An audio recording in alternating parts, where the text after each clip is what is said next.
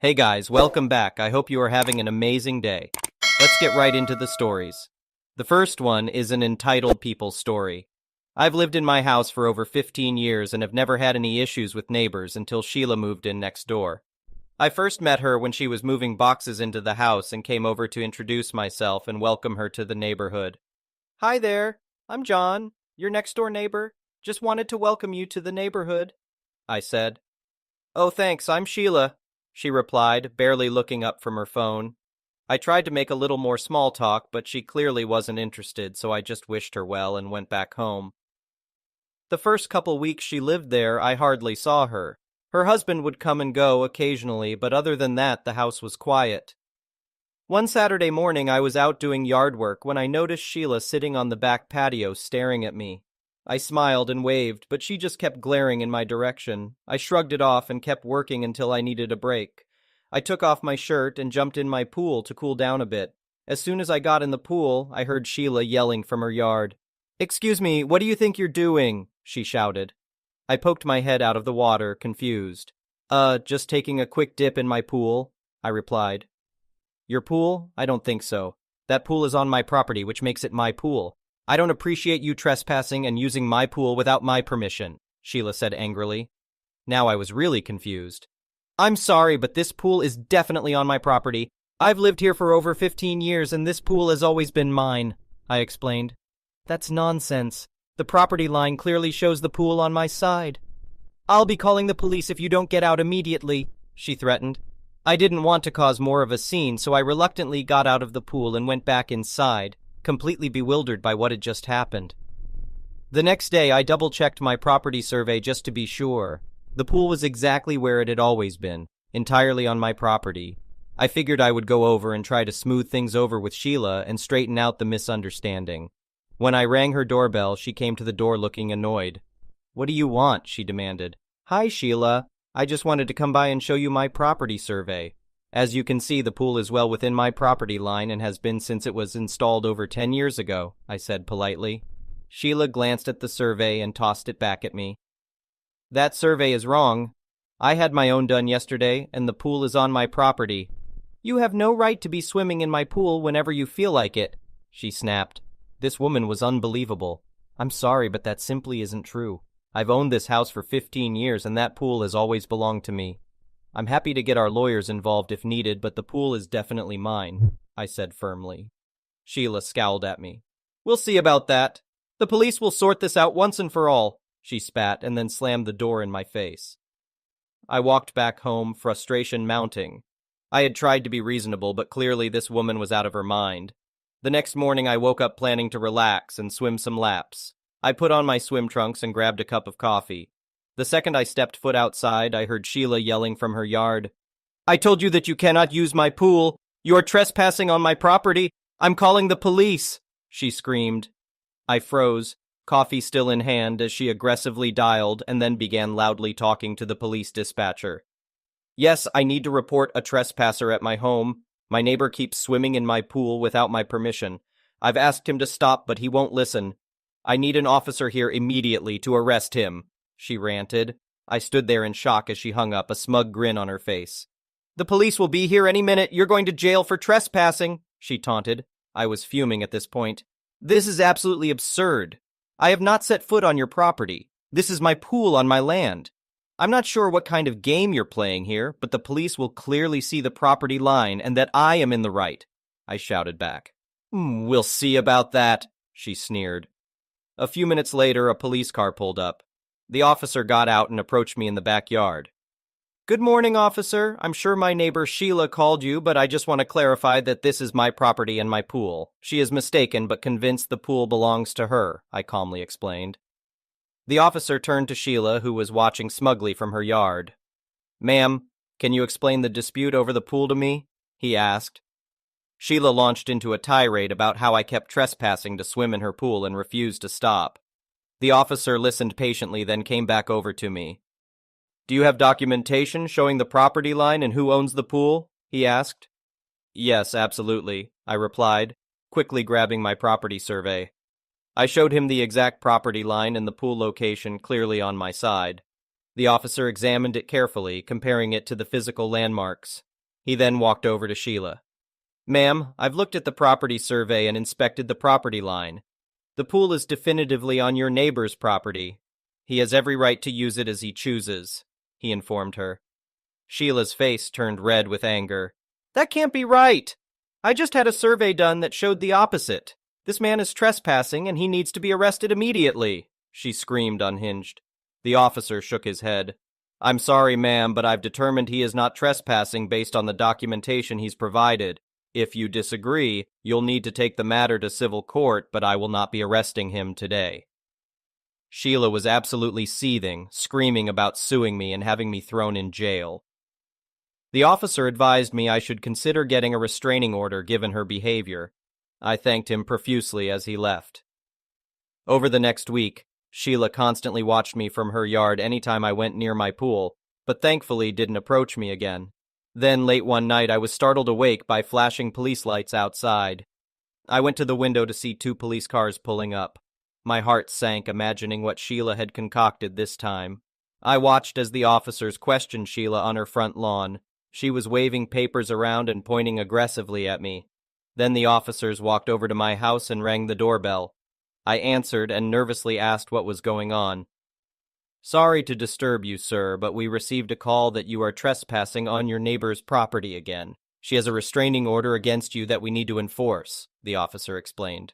My jaw dropped. A restraining order? I hadn't gone near her property. This is insane. I haven't done anything illegal. She has been harassing me over a pool that's on my property. I should be the one to get a restraining order against her, I exclaimed. The officers could see my confusion. Do you have any documentation to prove your side of things? They asked.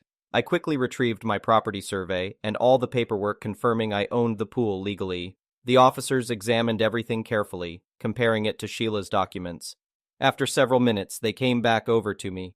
Sir, we've thoroughly reviewed both sides and we believe your documentation is valid. The pool is on your property and you have not been trespassing as claimed in the restraining order. That order appears fraudulent and we will be following up on that with Miss Sheila, they said. I was so relieved.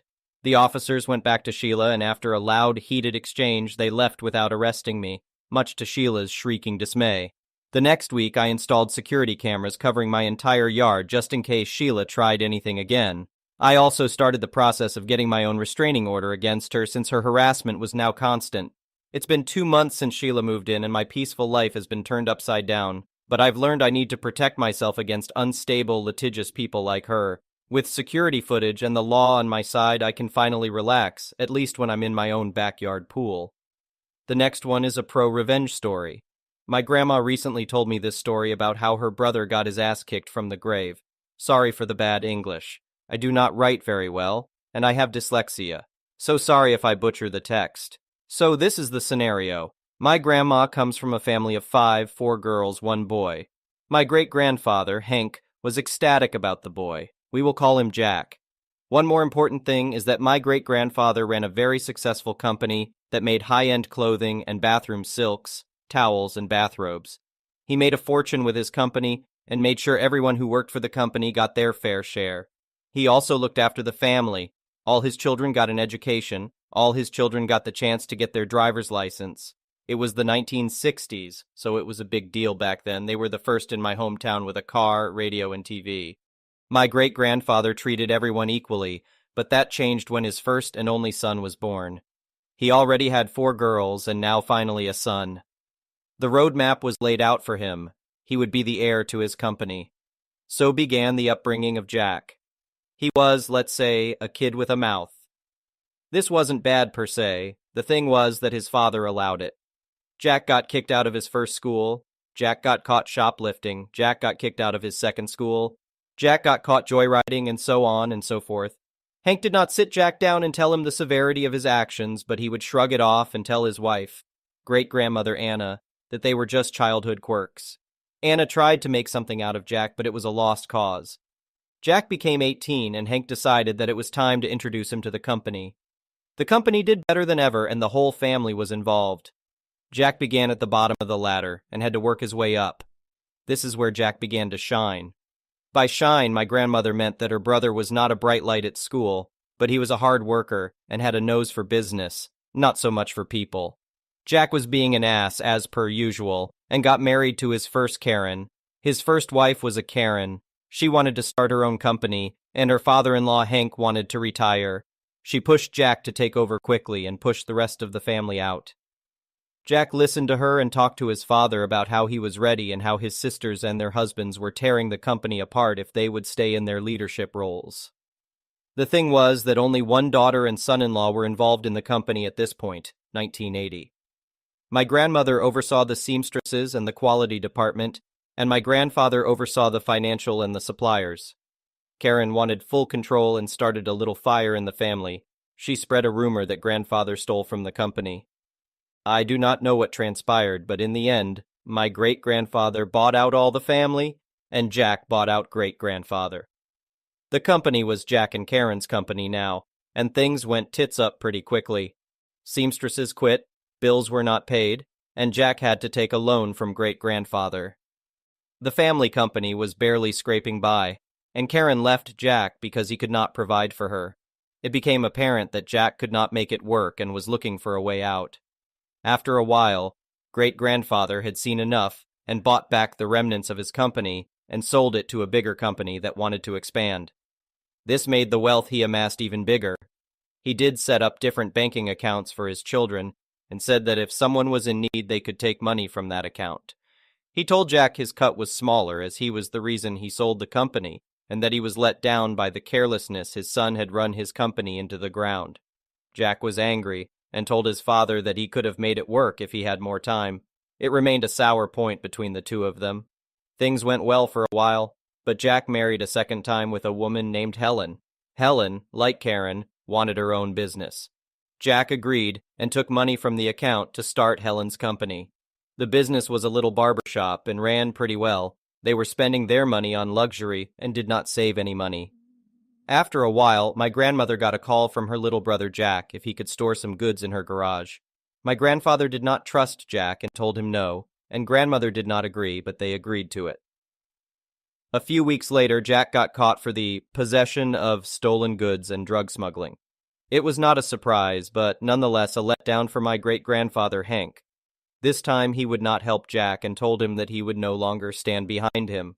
After a few years, Jack got out and was again a divorced man. He married again and divorced another 3 times, and each time he gave these women a business and lived lavishly, new cars, big houses, expensive vacations.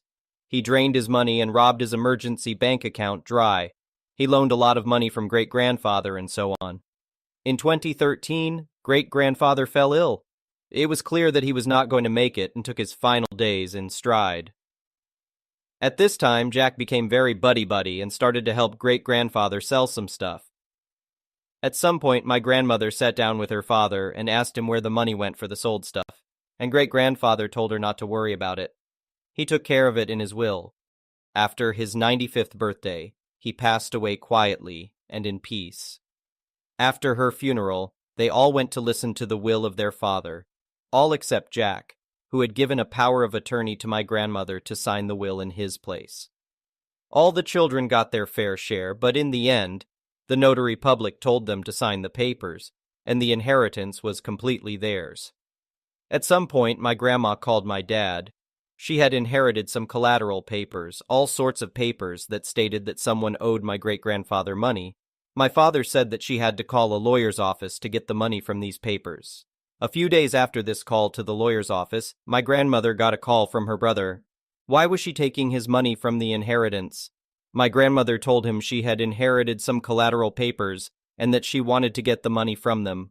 Jack was furious and told her that that was illegal. Jack was wrong. Great-grandfather had documented every penny his son had loaned from him and constructed his will in such a way that the rest of his children could get that part of their money from their money-draining brother. Also, great-grandfather found out Jack stole from him.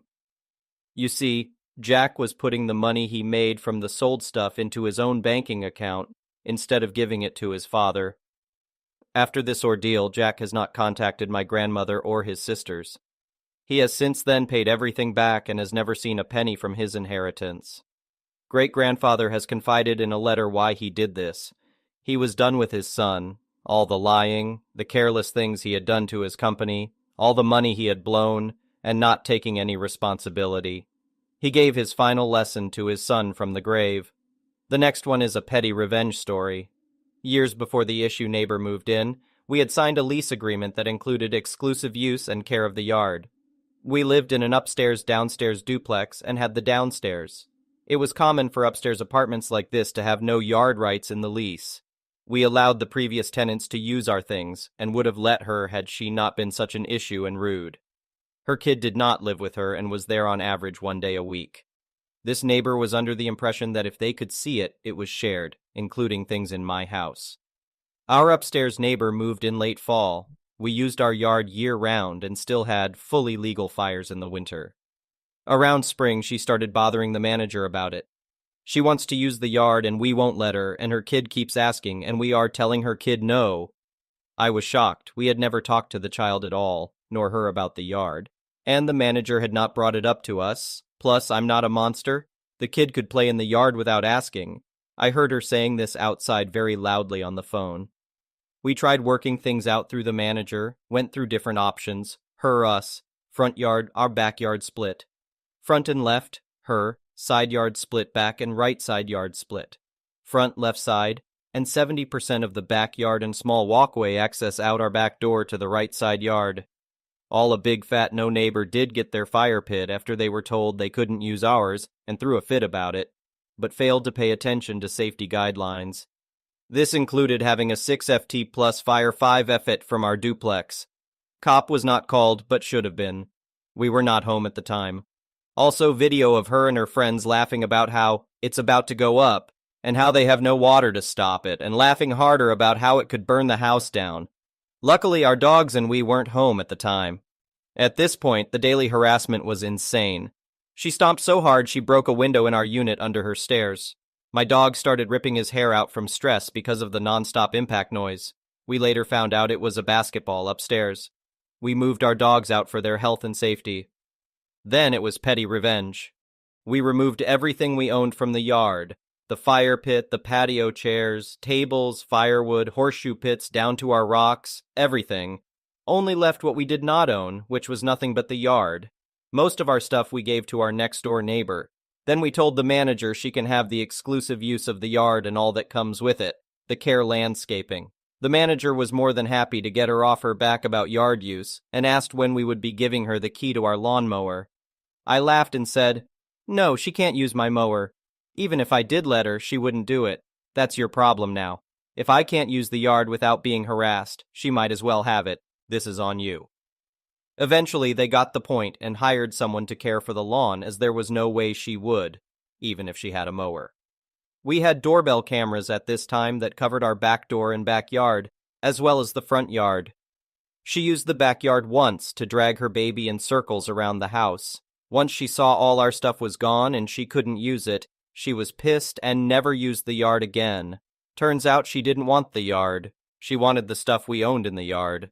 The next one is a malicious compliance story. I work in a manufacturing facility. We had a technician who knew almost everything about our machines, how to fix them, troubleshoot them, and handle all their weird quirks. When other technicians struggled to find the problem, he came through and saved a lot of downtime, sometimes up to hours per shift. He moved to a different department with slightly different hours for personal reasons, which was understandable. He's still there for 6 hours during our shift, so he's well within reach if things need to escalate. So he told my boss and me, "If a machine is ever down for longer than an hour, call me." One day our technicians couldn't find the root cause of a problem. An hour passed and I called him on the walkie-talkie. Then I received a message from the technician's boss, whom I really enjoy working with, asking me not to call this technician over from his department because of morale reasons. You got it, technician boss. So now, whenever we have a problem with a machine, it will stay down for as long as it takes to get fixed or passed down to the next shift, which has engineers and more support staff on call. The next one is an entitled people story. I, 22F, got hurt yesterday and had to get stitches on my left foot. I am currently staying at my parents' house with my dad and younger brother, 18M, for summer break. Since my mom is on vacation, I do everything around the house. My dad and brother both work, so it makes sense and it doesn't bother me, often including grocery shopping, though my dad does that as well. My brother is a very picky eater and always cooks for himself since he doesn't like anything we eat at home. Every single day he complains that the fridge is empty, even when there's clearly a ton of food that we just bought. At the same time, he never comes along when we go grocery shopping and refuses to tell us what to buy for him when we ask. If I ask him what he wants me to buy, he says he doesn't know and apparently expects me to just guess exactly what he wants to eat. Today he woke up and started yelling about how there is nothing for him to eat. My dad went grocery shopping last night, so there's definitely a lot of food in the fridge, and demanded that I go grocery shopping since my dad is working, and my brother doesn't have a driver's license. I told him I can barely walk on my left foot, and I would like to rest since I was at the ER until 1 a.m. this morning. I offered to cook some pasta carbonara for him since it's something I know he eats, but he said I don't know how to make it and that it would suck. I listed other meals he could make with what we have in the fridge, but he doesn't want to hear any of it. Guess who the spoiled sibling is?